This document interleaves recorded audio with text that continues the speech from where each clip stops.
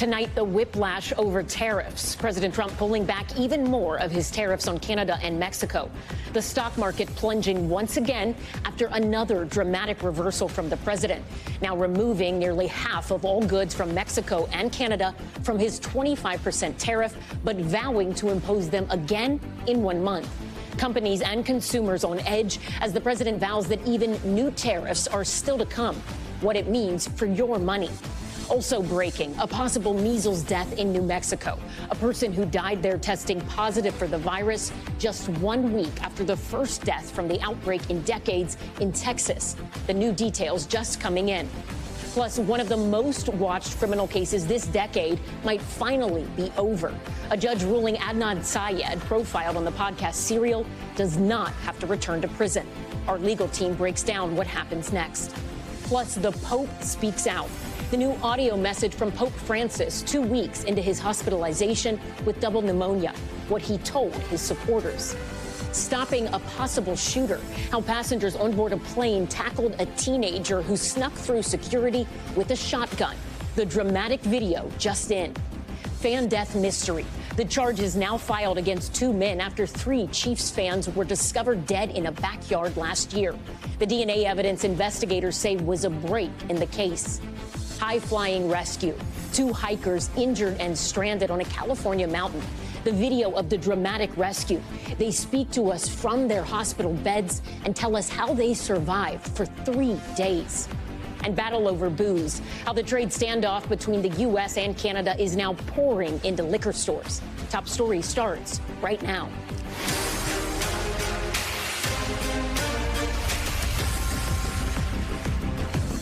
Good evening. I'm Ellison Barber in for Tom. Tonight, North America is reeling from the latest twist in President Trump's trade war, sweeping exemptions from his 25% tariffs on 2 of our closest trade partners, Canada and Mexico.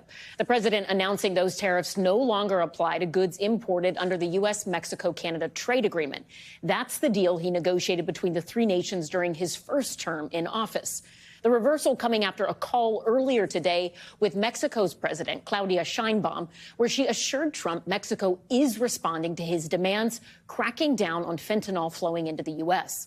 A senior administration official tells us the new exemptions apply to about half of Mexican products, as well as about 38% of Canadian goods. The tariff drawdown roiling the stock market yet again after a midday rally, S&P 500 plunging more than 100 points on the day, finishing down nearly 2%. It's the same story across all the indexes. Look at this. The Dow losing another 530 points and the NASDAQ entering correction territory as investors panic over the constant changes coming from the White House. Some manufacturers in affected industries taking little comfort in the month-long reprieve, since President Trump has promised this round of tariffs is just the beginning. The president planning to impose additional tariffs on steel and aluminum next week on March 12th. And on April 2nd, the 25% tariffs on Canada and Mexico kick back in, along with reciprocal tariffs on every trade partner of the United States. Our senior business correspondent, Christine Romans, has been reporting out the changes on these tariffs all week, and she leads our coverage again tonight. President Trump tonight with another new stance on his own trade war, a partial reprieve on his 25% tariffs on goods from Mexico and Canada. We helped them out with the problem they were having to do with the tariffs. We had a very good conversation. Following a call with Mexico's President Claudia Sheinbaum, Mr. Trump backing off on tariffs on imports that fall under the United States-Mexico-Canada trade agreement that he negotiated during his first term. That's about half of Mexican imports and covers about 38% from Canada, according to a White House official. Among them, cars, appliances, prescription drugs, produce, and textiles. April 2nd is going to be a very big day for America. But the president also made clear it's a pause for now. Now, these are countries and companies, foreign companies, that have been ripping us off. Trump saying the tariffs are on hold only until April 2nd, the same date he vows to match all international taxes from any U.S. trading partner. And for investors, the threats and then retreats meant more uncertainty. And for affected U.S. businesses, the back and forth is part of the pain. We use U.S. steel for the Earlier this week, as the tariffs were set to take hold, we met Chuck Dardis, president of Alpha USA, an auto parts manufacturer just outside Detroit. Chuck, tariffs on Canadian goods mean what for you and your business?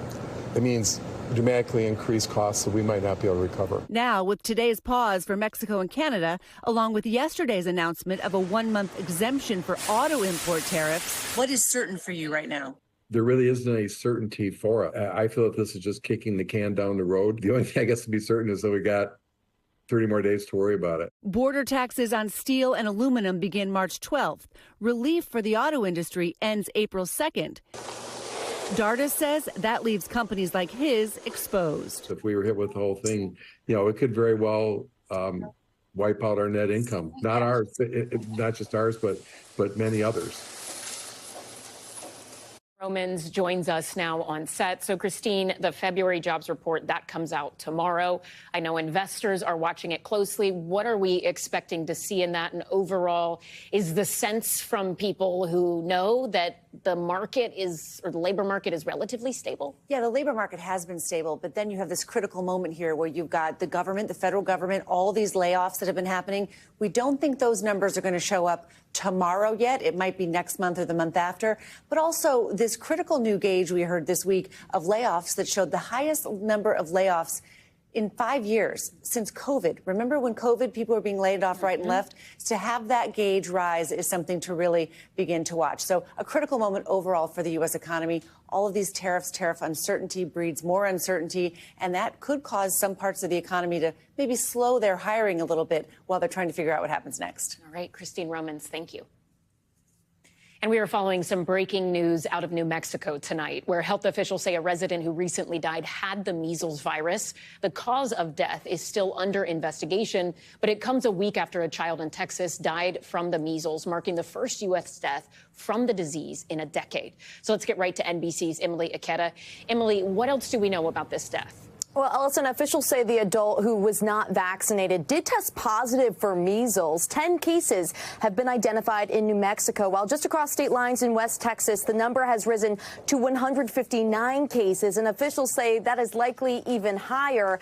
A child in Texas, as you said, died last week, marking the first measles death in the U.S. in a decade. And now, Ellison, this could be the second.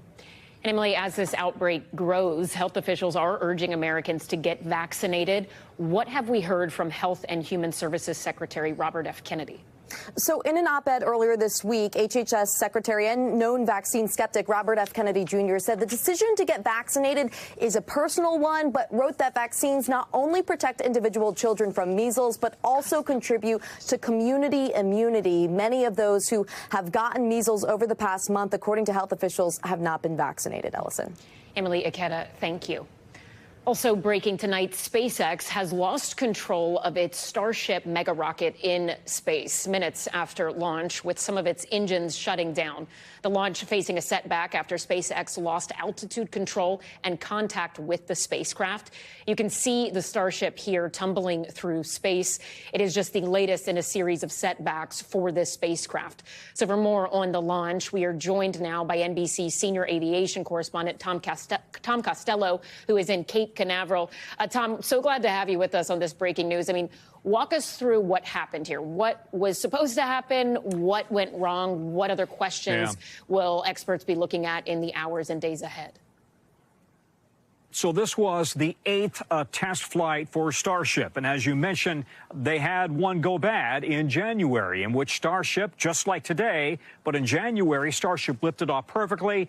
And then the ship itself started breaking up once it got into space. It broke up over the Caribbean, raining debris down on the Turks and Caicos.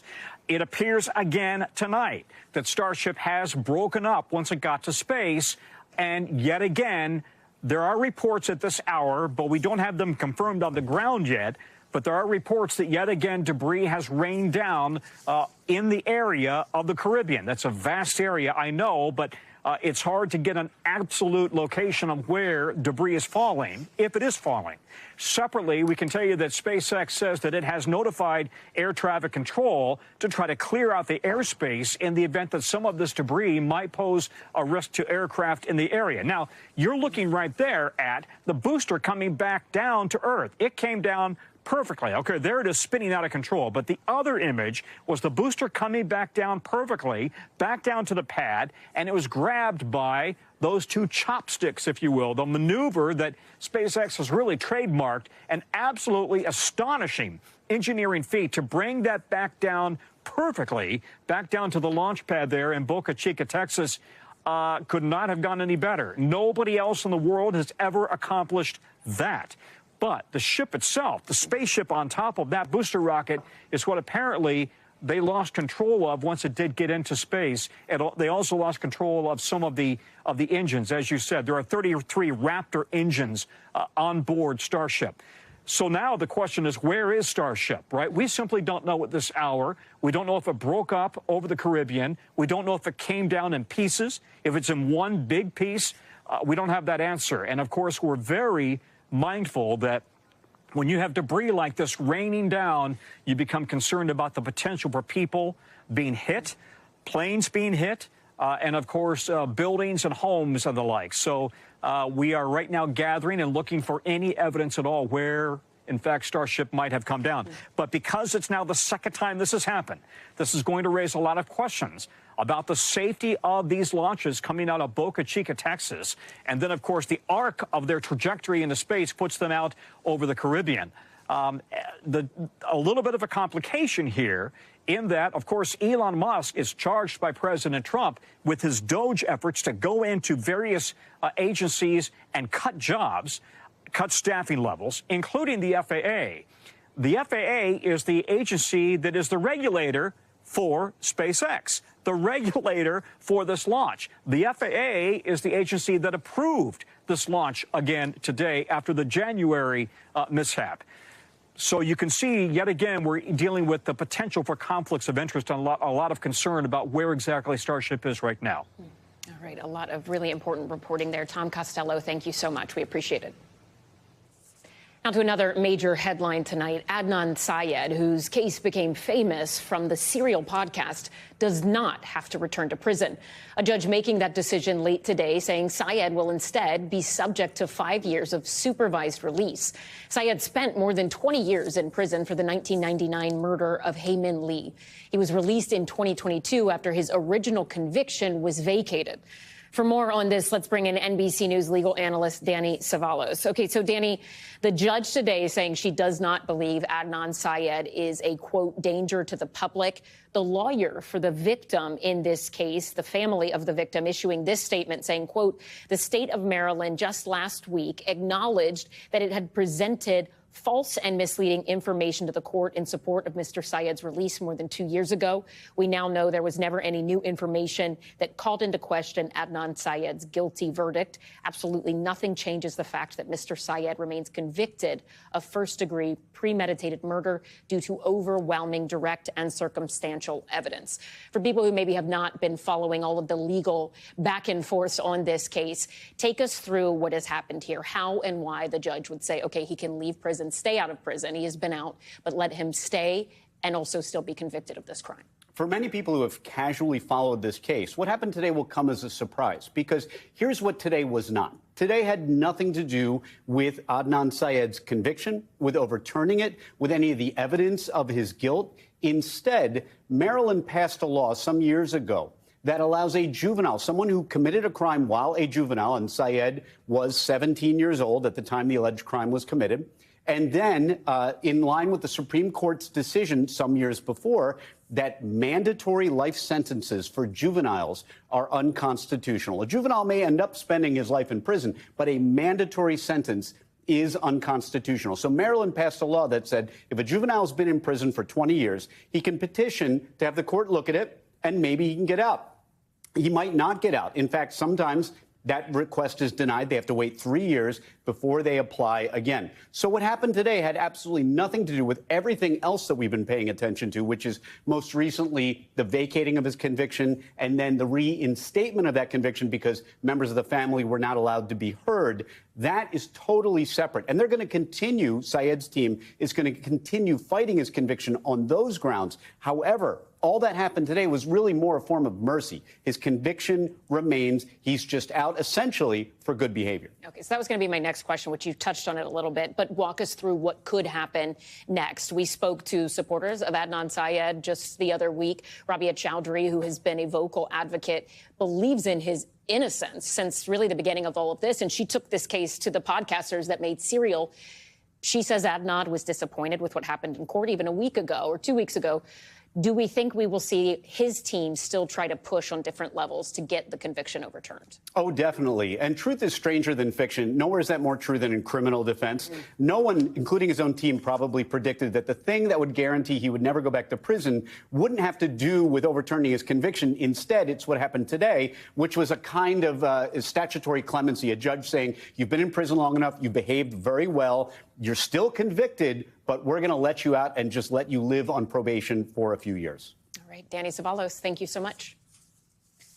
Next tonight to Washington, where President Trump is putting the brakes on Elon Musk's approach to cutting federal government, saying he's backing a more careful approach during a meeting with his cabinet secretaries and the wealthiest man in the world. But this coming also as he says the Department of Education will soon be cut. NBC's senior White House correspondent Gabe Gutierrez is at the White House.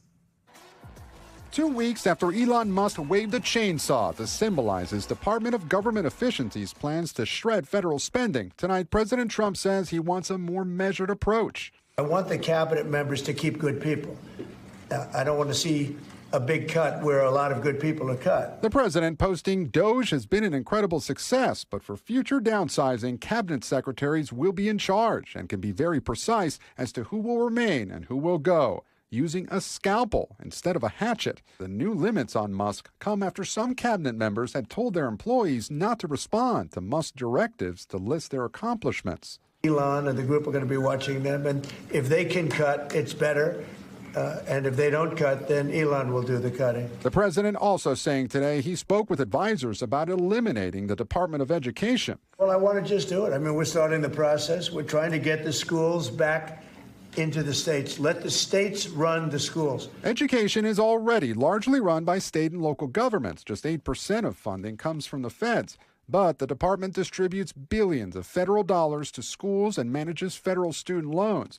The president says scrapping it would mean that responsibility might fall to other agencies. I don't think the education should be handling the loans. That's not their business. He argues abolishing the department could help bring up low test scores by sending federal money back to states in block grants. In Louisiana, State Superintendent of Education Cade Brumley supports that idea. We would welcome the opportunity here within the state of Louisiana to have more control and more say over the way in which students are educated. While Heather Stanbaugh, a high school teacher in rural Ohio, worries any loss of federal funds would harm low-income families. Any number of those teachers, those aides that work with those students every day, if we can't find a way to recoup those funds, they are in absolute jeopardy. The president cannot wipe out an entire federal agency without Congress, but the administration may look for ways to defund specific programs instead. Will Representative Green present himself to the will? On Capitol Hill, tensions over the administration's agenda are boiling over.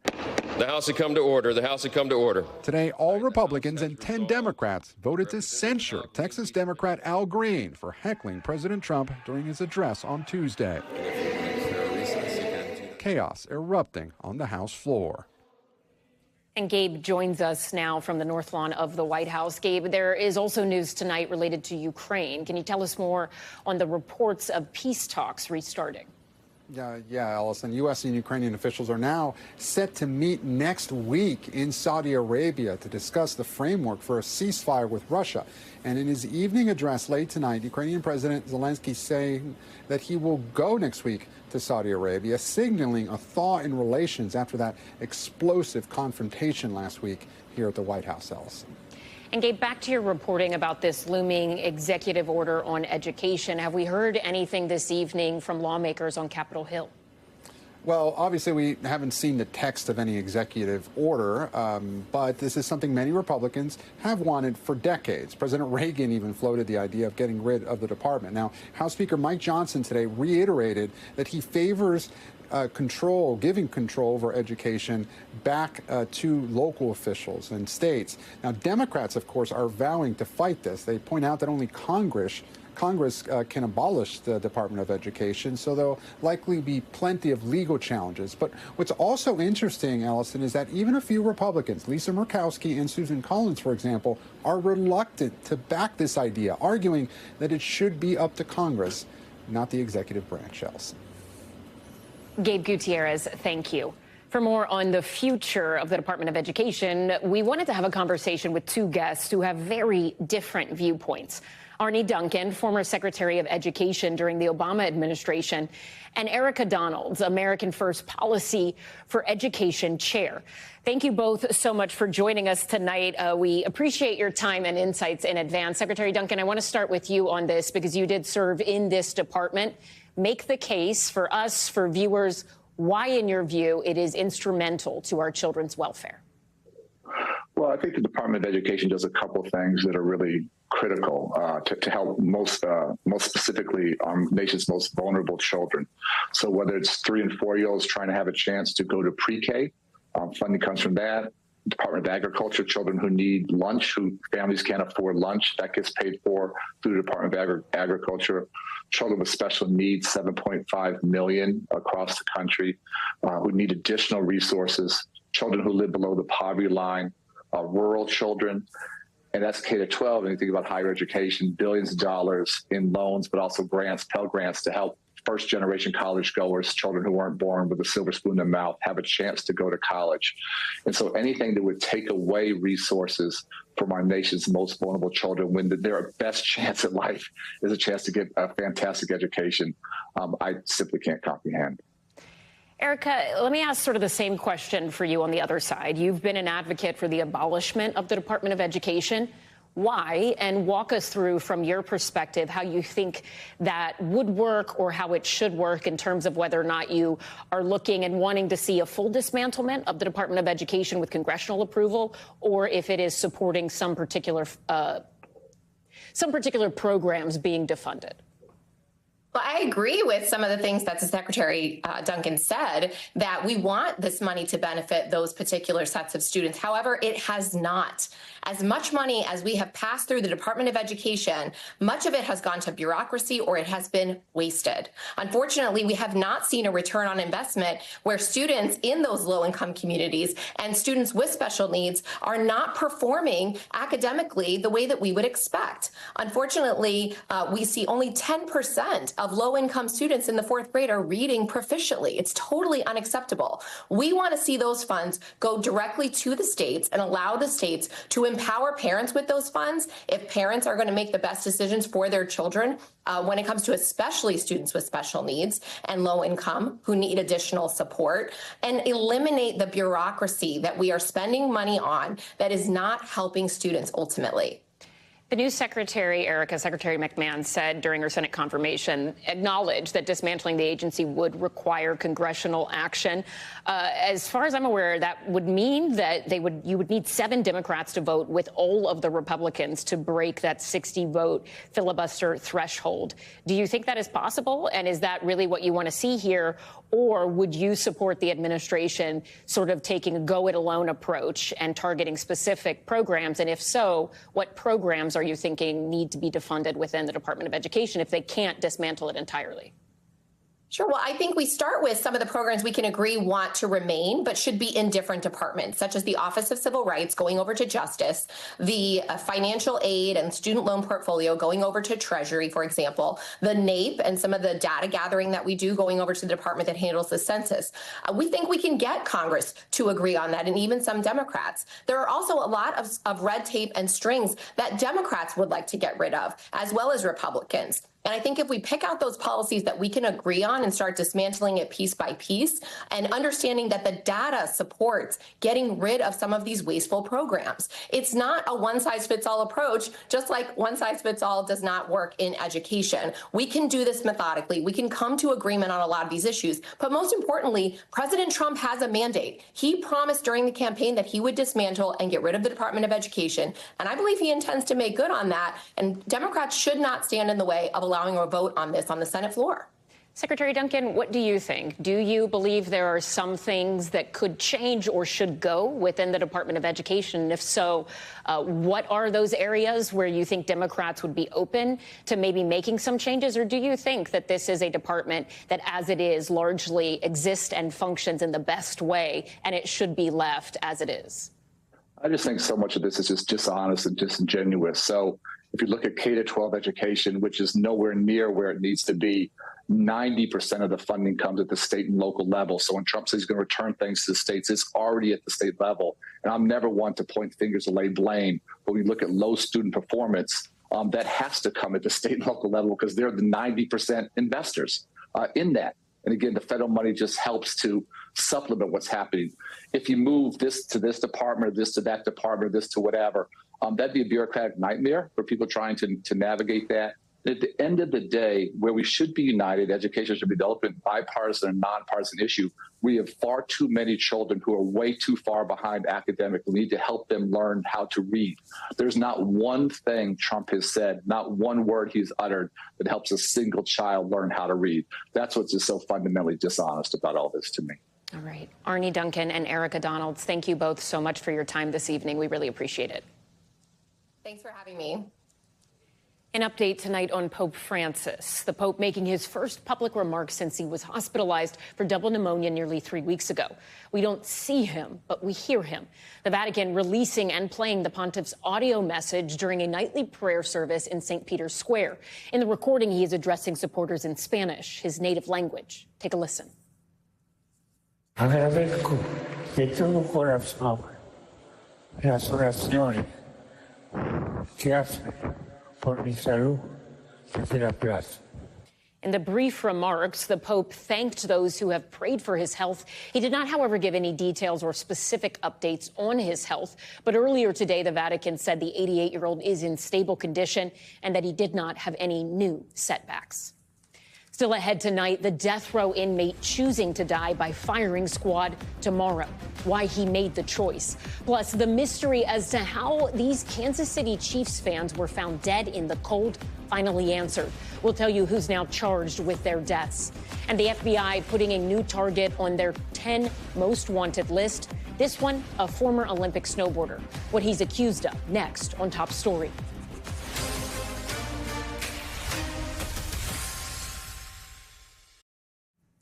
We're back now with an execution less than 24 hours away. In South Carolina, inmates on death row can choose lethal injection, electrocution, or the firing squad. The latter is how 67-year-old Brad Sigmund is choosing to be executed. His lawyer explaining that decision to NBC News tonight ahead of the fourth execution by firing squad in the last 50 years. NBC News Daily anchor Zincle Esemwa has this report. A metal chair, a hood over his head, and a target over his heart. That is how death row inmate Brad Sigmund is set to be executed on Friday, a death by firing squad. Brad is aware of what the firing squad will do to him. He knows it's going to break his bones. He knows it's going to destroy his organs. But the alternative is potentially an excruciating 20-minute death. Sigmund was convicted of first-degree murder for killing his ex-girlfriend's parents with a baseball bat in 2002. Sigmund's lawyer, Bo King, says he believes the firing squad offers fewer unknowns than lethal injection. The protocol contains none of the information about the drugs that you would want to know before making the choice. It doesn't tell you what their expiration date is. It doesn't tell you their potency. It doesn't tell you how they're stored. That's the information that Brad has asked for repeatedly, and that's the information that the state refuses to provide. According to South Carolina's Department of Corrections, the state's last 3 executions by lethal injection lasted more than 20 minutes. But the state says the condemned were unconscious for most of that time. Sigmund's lawyers say a state autopsy revealed excruciating conditions, 2 of the inmates' lungs filling with liquids, an experience critics say is akin to waterboarding.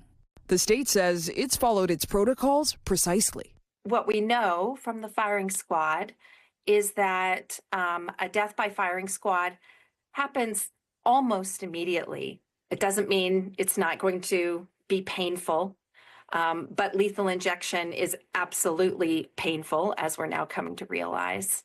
It just takes longer. Some legal experts say secrecy laws, like South Carolina's and common among death penalty states, hide issues with lethal injection. One of the reasons Brad Sigmund says that he's choosing execution by firing squad is that he feels he does not have enough information from the state about their lethal injection protocol. How does that work? I would not assume that the states know what they're doing. The states are using secrecy to hide what lethal injection is from A to Z. They can't get the drugs that they need to inject. They can't get the qualified medical personnel that they need. And all too often, they can't access the prisoner's vein. The closer we look, the more we know about these execution protocols, the more problematic they are. South Carolina could not obtain lethal injection drugs for years until it shielded its suppliers with a secrecy law in 2023. Drug manufacturers would not furnish South Carolina with the lethal drugs because we had no shield law. So once they said that, the only alternative was the electric chair. Attorney Dick Hart-Pootlian was the state senator who introduced the bill to legalize the firing squad in 2021. They'd have this choice, which I thought was more humane, until we could get a shield law. South Carolina is not the only state turning to alternative methods to kill. Later this month, Louisiana will gas a prisoner with nitrogen, a method first tested by Alabama last year. The firing squad is legal in 4 other states, with Arizona now considering the same. All as multiple civil rights groups continue to oppose the death penalty altogether. And on Friday, just 3 media witnesses are expected to be in the room. Suddenly the curtain opened, and Mr. Gardner was already sitting in the chair, and he's got this white square on his chest, like a target. The firing squad was last used in the United States 15 years ago in Utah to execute Ronnie Lee Gardner. Reporter Jennifer Dobner was there. So we heard like boom, boom, not just one single report. And like the target on his chest kind of blew up, the fabric kind of blew up. And then it was really, really quiet after that. And the medical examiner came out about 2 minutes later and pronounced him dead. And that's the fate that awaits Brad Sigmund. Zinclea Samoa, NBC News. Now to an update on the tragic deaths of 3 Kansas City Chiefs fans. 2 men have now been charged with manslaughter more than a year after the friends were found dead in a backyard. NBC's Marquise Francis has the details.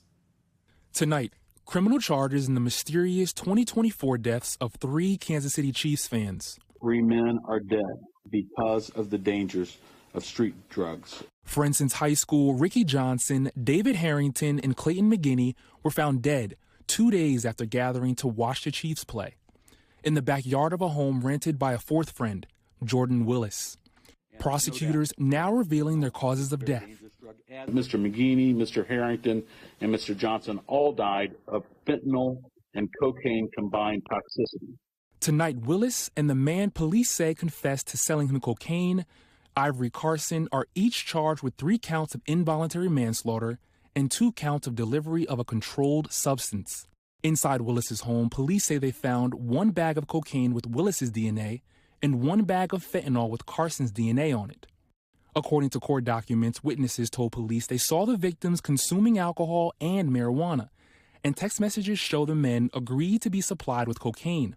This is a message to those that are bringing fentanyl into our communities, providing it to people, harming our community, that you will be held accountable, you will be arrested, and you will be charged. Willis's attorney says his client plans to plead not guilty. He's told me since day one he didn't have any part in purchasing or distributing drugs to anyone that day. Attorneys for Carson could not immediately be reached for comment. It's a partial closure. Someone's being held responsible, which was what my family wanted all along. McGinney's family relieved charges have finally been brought. Now let's hope that the prosecutors can have a super solid case so that they spend time in prison. They need to go to jail.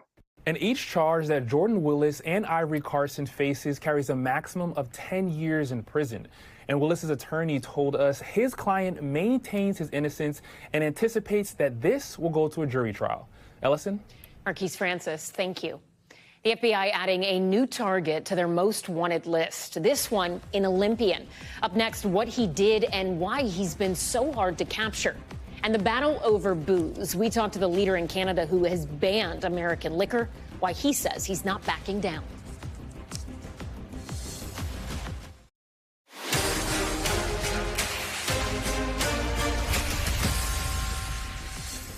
Back now with Top Stories news feed and new details in that Philadelphia plane crash that left 7 people dead in January. A preliminary report from the NTSB revealing there were no distress calls made.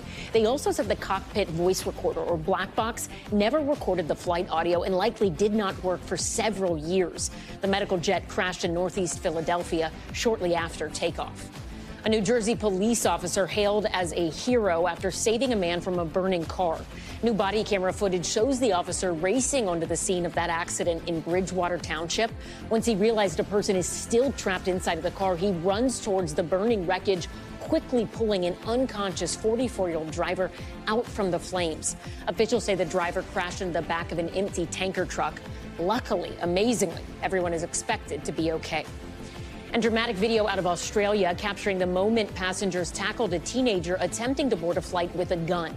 Authorities say a 17-year-old boy attempted to board a Jetstar flight from Avalon to Sydney, disguised as a maintenance worker with a shotgun and ammunition. Video shows daring passengers tackling the boy to the floor, holding him down until police arrived. The boy was arrested and passengers evacuated the plane safely. Police are investigating the incident now with counter-terror teams.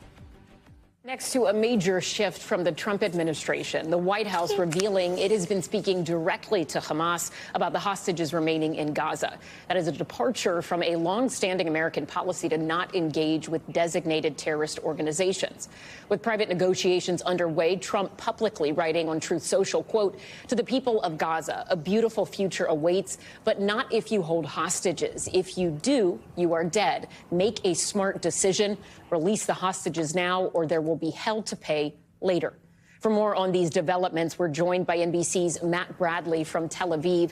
Matt, I mean, this is a major shift, and it comes as that tentative truce between Hamas and Israel has reached a very critical impasse, right? What does this mean, most likely, for those negotiations moving ahead?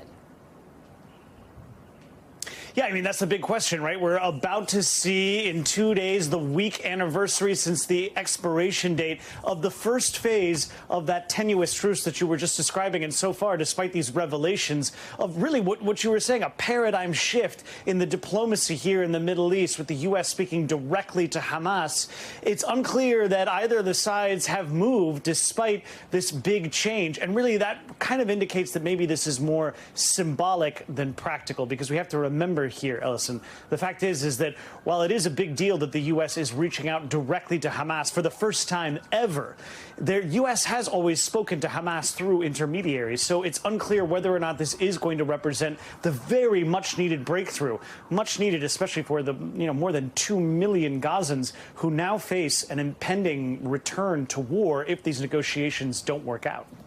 And Matt, the U.S. has said that Israel knew about these talks prior to it being reported. What are Israeli officials saying about all of it, the fact that it's being reported and also that these meetings have been happening? Yeah, I mean, we haven't heard that much from Israeli officials, considering the fact that if this had happened under the Biden administration, and we can probably assume that this would have been landing with outrage here in Jerusalem and Tel Aviv. The fact is that we did hear from the Prime Minister's office. They gave a very terse statement when the news came out, saying that they knew these negotiations were happening. But the fact is that we haven't heard much in the way of protests. We did hear just one thing from Israel's official envoy to their consul general in New York. He was asked about this, and he told Israeli media that he was okay with it. It sounds as though, because this is by the Trump administration, which it seems can do no wrong as far as Jerusalem is concerned at this point, that this is something that the Israeli regime, the Israeli administration of Benjamin Netanyahu is very much open to. This is a situation that is in need of some kind of breakthrough. And the fact that we're seeing an embrace of new diplomatic methods, that could be welcomed by all sides. Ellison? International correspondent Matt Bradley, thank you. An update tonight on a story we first told you about several months ago. The FBI now offering a $10 million reward on a former Olympic snowboarder who investigators say is behind a massive drug ring and thought to be hiding in South America or Mexico. NBC's Morgan Chesky has the latest. He chased gold on Olympic slopes. Tonight, the FBI's chasing Ryan James Wedding, offering a $10 million reward for the Canadian snowboarder turned alleged drug kingpin. Wedding went from being an elite athlete to running one of the most sophisticated drug trafficking networks in North America. The FBI adding Wedding to their top 10 most wanted fugitives. The 43-year-old, who the FBI says may go by El Jefe and Public Enemy, is wanted for allegedly orchestrating multiple murders, running a transnational drug ring that the DOJ says routinely smuggled hundreds of kilograms of cocaine. This operation has shipped drugs from Colombia through Mexico and into the United States and Canada. His manhunt coming amid tariffs President Trump hopes will pressure both Mexico and Canada to stop the flow of drugs from crossing borders. Wedding, who is wealthy, is dangerous and has connections in very high places. Investigators say Wedding is likely hiding in Mexico or South America and living under protection of the Sinaloa cartel. An alleged partner of Wedding, Andrew Clark, was removed from Mexico last week to make his first U.S. federal court appearance. Investigators say from May to October of last year, the pair conspired to distribute nearly 2 tons of cocaine. Morgan Chesky, NBC News. Up next, the amazing survival story. 2 hikers fall down a snowy cliff, stranded for 3 days. The new video of their dramatic rescue. We talked to them from their hospital beds. More top story next. Back now with an incredible story of survival out of Southern California. 2 hikers plunging 800 feet down the side of a cliff, surviving 2 nights in the frigid wilderness as first responders battled treacherous conditions to try and reach them. They spoke to NBC's Camila Bernal late today from the hospital where they are now recovering. One wrong step sent California hikers Christopher Ng and Veda Lynn tumbling 800 feet down a cliffside in the San Jacinto Mountains. The pair incredibly surviving that fall and 2 nights in the frigid wilderness, now speaking out from their hospital beds. It was just straight panic. My face is all gashed up. I was trying to kind of belly flat as we were going down to stop momentum. My left shoe fell off, and then, basically my foot was exposed to the elements. The Riverside County Sheriff's Office says its helicopters spotted the hikers after they called 911 on Saturday afternoon. I see them all down there. But heavy winds made an airlift impossible. I think since I had that 911 call out, I was just like, Chris, we need to, 1, get together to stay warm and conserve body heat. And then we also found a tree, and we're kind of at the bottom of a tree to kind of shield from the wind that was really cold. And honestly, the only thing going through my mind was we have to survive this so that, hopefully in the next few hours or so, people will come. The Sierra Madre Search and Rescue Team braving the blinding snow, ice, and high altitude to reach Christopher and Veda on foot, using a system of ropes and stretchers to move them down the mountain, and starting a fire to keep the injured hikers warm. We were just so happy just to see them coming, and then we could really as they were approaching, just felt things were going to be okay.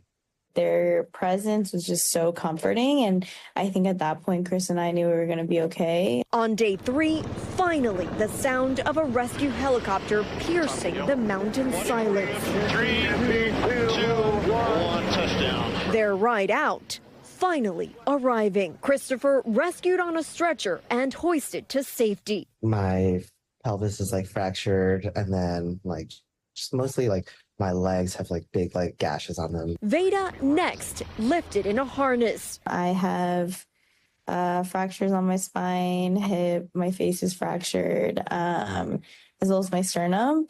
And then this is like frostbite over here, as well as like open wound. Both hikers transported to a hospital in Palm Springs, where they are now recovering. Just rest your head down. Rest your head down. Okay. All right. How are you feeling? Honestly, just super grateful for life. Just like so happy to be alive. With recovery in sight, they're now ready to tackle the uphill climb ahead of them. Camila Bernal, NBC News. When Top Story returns, the leader in Canada who is banning American liquor. American company saying it is far worse than tariffs, why he says he is not backing down. That's next. Finally tonight, the booze battle brewing between the U.S. and Canada. The escalating trade war between the neighboring nations sparked by President Trump's 25% tariffs on Canada and Mexico. Across Canada, scenes like this. Liquors imported from the U.S. pulled off of shelves, including top brands like Jack Daniel's whiskey, and it could pose a serious threat to the U.S.'s international alcohol sales. According to Canada's Department of Agriculture, Kentucky alone exported $76 million worth of whiskey and other spirits to Canada in 2023. In the province of Manitoba, Premier Wab Kinew signing an order to remove American-made alcohol from stores in response to the tariffs. This order is pulling American booze off the liquor mart shelves. And we are joined now by Premier Wab Kinew. Premier, thank you so much for taking the time to speak with us here at Top Story. Talk to us about how you made the decision to sign that executive order. And now with some things changing in the United States with the White House, is your position still what it was then? Yes, it is. And thanks for having me. There is, of course, news today of this pause, if you will, by President Trump until April 2nd. But that's not good enough for us. And I would say Americans shouldn't feel like that's good enough either. I think we all want to have lower prices, a better, more affordable cost of living. And this Trump tariff tax, it's only going to increase prices. And so we're trying to send that message to the American public using these different tools that we have. Pulling U.S. liquor off the shelves is one of them. We got a lot of buying power. Our province alone buys about $80 million, and $1 billion our province next door. So these are the tools that we're using to try and send that message to the American public saying, hey, you want cheaper eggs? You want cheaper beef, pork, electricity, gas? Guess what Canada gives you? We give you all of those things and more. So the sooner we can get past the tariffs and past these 30-day exemptions, this sort of whiplash effect that we've been seeing, the sooner that we can start to focus on lowering costs for people in both of our countries. Do you think so far the American public is getting the message that you were hoping they would get, or do you think there are other actions that you may be considering taking to try and ensure they understand it?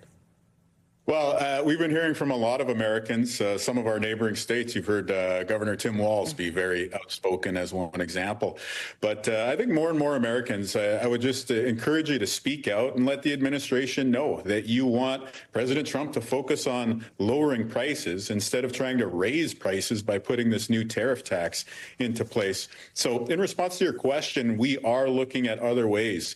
One of the things that we do as a province is we export a lot of electricity, base load power to the Midwestern states. And right now in this age of artificial intelligence, baseload power is super, super valuable. It's powering all of these data centers that are making these breakthroughs that are transforming our economy. I would personally love to be exporting more power to the United States. I'd be liking to work together to create more innovation and to create more jobs in both of our countries.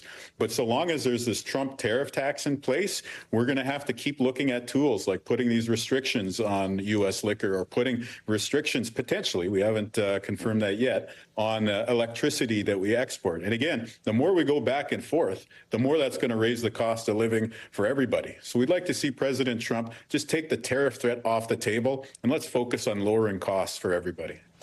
So when it comes to the liquor issue in particular, the CEO of Brown-Forman, the parent company of Jack Daniel's whiskey and other liquor brands, he has said that taking American alcohol off of Canadian shelves is, in his view, quote, worse than a tariff because it's literally taking your sales away, adding that's a very disproportionate response to a 25% tariff. What is your response to that? Well, my response is to the American public.